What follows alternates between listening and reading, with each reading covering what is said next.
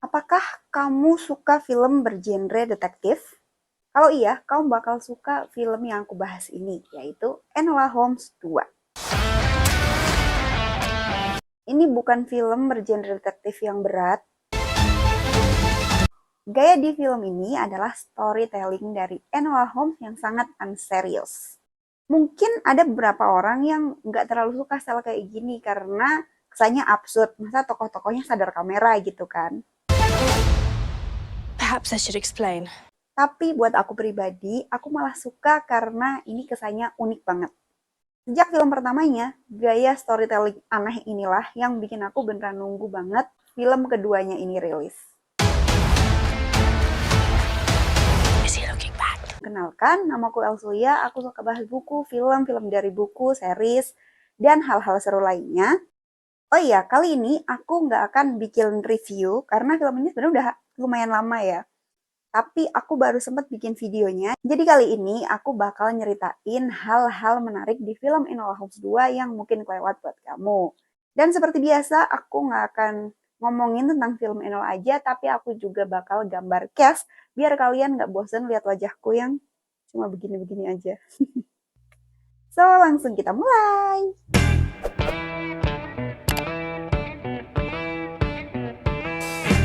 Di film keduanya ini, Enola ceritanya mulai membuat agensi detektif. Karena dia ingin menjadi salah satu manusia yang tercatat sebagai detektif besar sejajar dengan kakaknya Sherlock Holmes. Tapi sayang, Enola nyaris gagal karena perempuan masih sangat dianggap remeh pada era 1800-an. Terlebih dia masih muda banget dan orang cenderung lebih percaya sama kakaknya yang sangat legendaris itu dibandingkan Enola. Sampai akhirnya, persis sebelum Enola gulung tikar, muncul Bessie yang datang dan bilang mencari kakaknya Sarah Chapman. Kakaknya hilang dan dimulailah petualangan Enola mencari Sarah yang ternyata kasusnya sangat rumit. Menyangkut dunia para bangsawan, membahas konspirasi, dan ada hal yang makin menarik di sini. Dimunculin karakter sahabat dan rival abadi Sherlock Holmes. Yang untuk pembaca novel Sir Arthur Conan Doyle pasti gak asing lagi ya tentunya.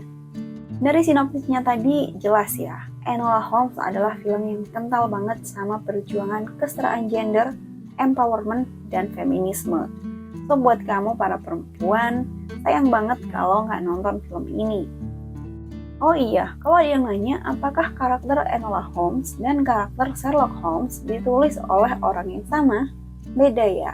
Jadi karakter Enola Holmes diambil dari buku yang ditulis oleh Nancy Springer, sedangkan Sherlock Holmes ditulis oleh Sir Arthur Conan Doyle. Kok bisa gitu? Jadi karakter-karakter yang ada di buku Sherlock Holmes ini sekarang berstatus sebagai public domain, yang artinya bisa dipakai siapapun tanpa perlu membayar lisensi. Jadi karakter yang ada di sana kayak Sherlock Holmes, Dr. Watson, Profesor Moriarty, atau Jalan Baker Street boleh dipakai siapa aja. Nah, disinilah Nancy membuat karakter Enola sebagai adik Sherlock Holmes, di mana dalam buku aslinya karakter dia nggak ada. Jadi Nancy semacam bikin fanfiction untuk penulis idolanya, yaitu Sir Arthur Conan Doyle, dengan menambahkan karakter Enola Holmes ini. Menarik kan? Nah, kalau kamu belum nonton dan nggak suka spoiler, kamu bisa stop di sini dan tonton filmnya dulu. Karena di sini aku mau bahas fakta-fakta menarik yang ada di film Enola Holmes 2. Aku akan bahas tokoh-tokoh yang muncul yang membuat film ini makin menarik. Karena memang ada beberapa hal di Enola Holmes yang diangkat dari kisah nyata. Juga ada beberapa tokoh kesukaanku di novel karya Conan Doyle yang di sini juga muncul, tapi dengan versi Nancy yang ternyata nggak kalah menarik juga. Nah, kita bakal gali apa aja sih bedanya. 1. Siapa Sarah Chapman dan gadis korek api? Apakah mereka ada di dunia nyata? Ternyata memang ada. Alasan adanya nama gadis korek api adalah karena sebagian besar pekerja di pabrik pembuatan korek api merupakan perempuan. Pada tahun 1888, para gadis korek api ini dipekerjakan oleh perusahaan Bryant and May di ujung timur London. Jumlah pekerjanya sekitar 1.400 orang. Itu banyak banget ya. Dan Sarah Chapman merupakan satu dari ribuan buruh tersebut. Yap, jadi tokoh Sarah Chapman yang dicari Enola di film ini adalah sosok yang terinspirasi dari kisah nyata. Sarah Chapman sendiri aslinya adalah founder Union of Women Matchmaker dan menjabat sebagai perwakilan pertama di Kongres Serikat Pekerja. Bedanya, kalau di film Sarah diceritakan sebagai buruh dengan level paling rendah bersama teman dan adiknya, tapi di dunia nyata sebenarnya Sarah ini dari keluarga yang cukup stabil dan bahkan dia bisa mengenyam pendidikan. Seperti yang digambarkan di film Enola Holmes 2, Sarah memang menjadi inisiator pemogokan buruh pertama perempuan yang menuntut kesejahteraan untuk para pekerja perempuan. Karena di pabrik korek api itu, buruh perempuan ini bekerja sampai 14 jam sehari. Mendapat upah yang gak layak, hingga gajinya bahkan diturunkan cuma karena misal kayak menjatuhkan korek api, pergi ke toilet, atau sekedar berbicara. Perbedaan Sarah Chapman versi asli dan film adalah saat melakukan pemogokan, Sarah itu udah nggak punya apa-apa gitu. Tapi di dunia nyata sebenarnya saat melakukan aksi pemogokan ini, Sarah itu punya jabatan dan posisi yang bagus, bahkan gajinya pun relatif baik sebenarnya di perusahaan tersebut. Dia tercatat sebagai pekerja bagian pencatatan dan pemesanan gitu. Bahkan, sehari setelah pemogokan dimulai, Sarah ini jadi salah satu dari 3 delegasi yang bertemu dengan Anne Besant yang artinya dia cukup penting. Dan selanjutnya, Sarah ini terus aktif gitu, terlibat dalam gerakan-gerakan buruh lainnya untuk membela perempuan. Oh iya, jika di film ini kisah cinta Sarah mengenaskan, tapi sebenarnya dalam dunia nyata, Sarah menikah dengan Charles Henley Dirman, seorang pembuat lemari yang merupakan mantan pekerja di pabrik Barnes & May juga. Hal kedua yang diangkat Enola Holmes dari kisah nyata adalah keberadaan fosfor putih atau kalium klorida. Fosfor ini memang merupakan bahan utama korek api di Inggris, tapi fosfor ini juga memiliki kandungan yang berbahaya yang bisa mengakibatkan penyakit fusi Jaw. Penyakit yang disebut juga dengan rahang fusi adalah penyakit nekrosis pada rahang yang menyebabkan abses di mulut. Jadi akan muncul plak putih kehijauan di fusi para penderitanya dan mengakibatkan perkembangan tulang rahang yang lambat. Nah, di film kan ada tuh adegan pemeriksaan mulut sebelum pegawainya masuk pabrik.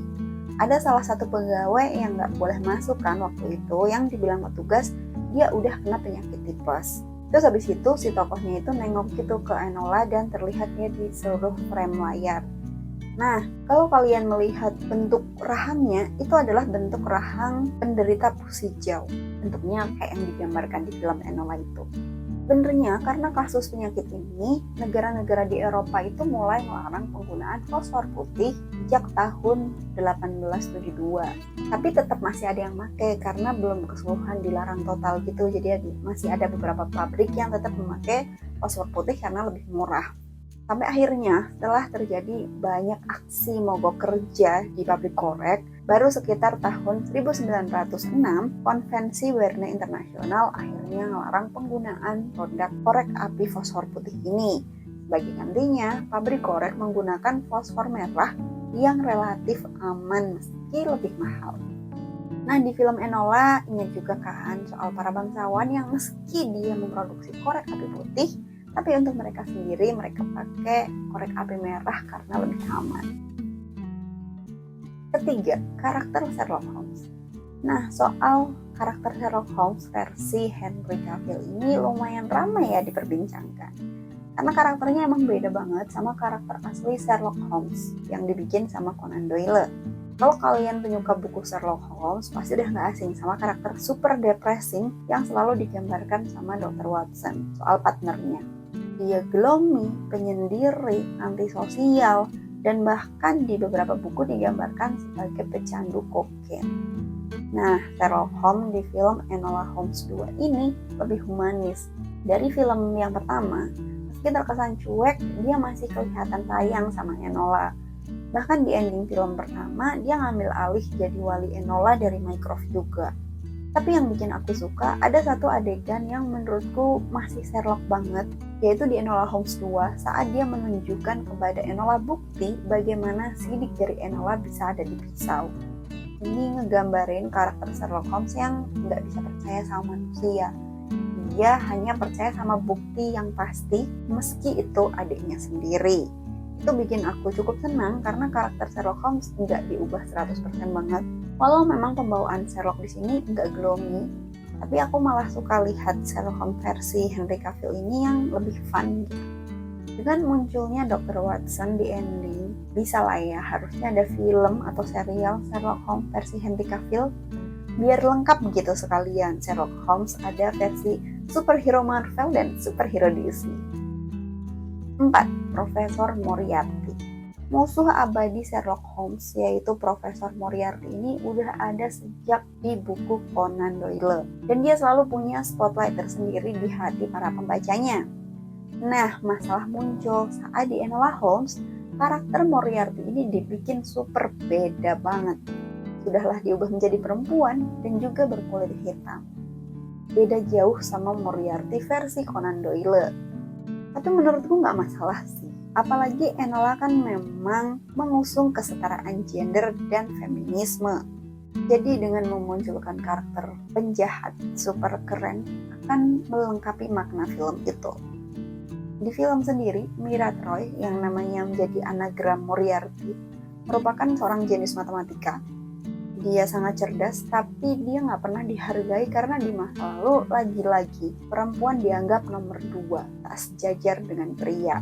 Dan Mira Troy ini membalas dengan melakukan kejahatan untuk menunjukkan bahwa dia pun bisa punya power meskipun perempuan. Jadi seolah Enola Holmes 2 ini menghadirkan Moriarty sebagai penjahat ini menjadi gambaran bahwa ya perempuan memang bisa menjadi apa saja, termasuk penjahat. Satu hal yang bikin aku lebih suka film ini dibanding film pertamanya adalah karakter Enola Holmes berkembang. Di sini dia menggambarkan bahwa perempuan memang bisa apa saja, bisa melakukan apapun sendirian. Tapi bukan berarti perempuan nggak boleh punya kisah cinta, nggak boleh sesekali memakai hati alih-alih logika. Kisah cintanya dengan teks Lurie yang light serta ending filmnya yang sangat menyenangkan membuat Enola Holmes 2 menjadi makin asik buat ditonton. Di sini seolah Enola ngasih tahu bahwa menjadi perempuan mandiri itu tidak berarti harus hidup sendirian. Kamu bisa punya teman, keluarga, atau pasangan. Dan adalah gambar yang berhasil aku bikin, yaitu bikin Enola, teks Lurie, dan Sherlock Holmes. Gimana menurut kamu? Terima kasih yang sudah nonton video ini, semoga kamu suka dan sampai jumpa di video menarik lainnya. Bye-bye.